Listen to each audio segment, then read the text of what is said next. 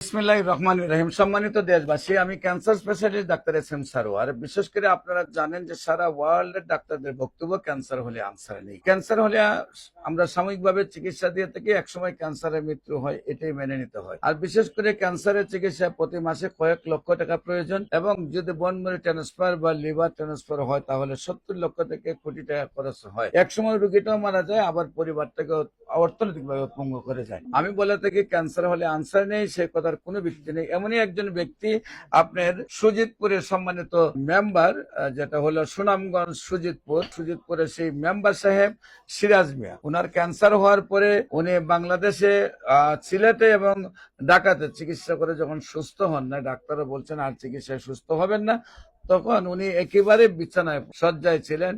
শরীরে মাংস 1 কেজিও, মানে 10 কেজিও ছিল না, এমন অবস্থায় ছিল। সবাই যখন বলছে তার আর চিকিৎসা নেই, তখন আমরা চিকিৎসা করেছি। সেই মজিদপুরের সিরাজ মিয়া কমিশনার আজকে প্রায় 90 কেজি ওজনের একজন সুটাম দেহী ব্যক্তি, এবং আজ থেকে আরো প্রায় 20 বছর আগে আমরা চিকিৎসা করেছি। তার ক্যান্সার হলে আনসার নেই, সে কথার কোনো ভিত্তি নেই। ক্যান্সার সম্পূর্ণরূপে সুস্থ হয়। আপনারা যে কোনো ক্যান্সারের চিকিৎসার জন্য মাথার চুল থেকে পায়ের নখ পর্যন্ত যেখানেই ক্যান্সার হোক না কেন, গণস্বাস্থ্য হোমিওতে যোগাযোগ করার জন্য, বিশেষ করে আমি cancer specialist doctor SM. Sarwar cancer চিকিৎসার জন্য আপনারা স্ক্রিনে দেওয়া নম্বরে যোগাযোগ করেন। সবাইকে ধন্যবাদ। আসসালামু আলাইকুম ওয়া রাহমাতুল্লাহি ওয়া বারাকাতুহু।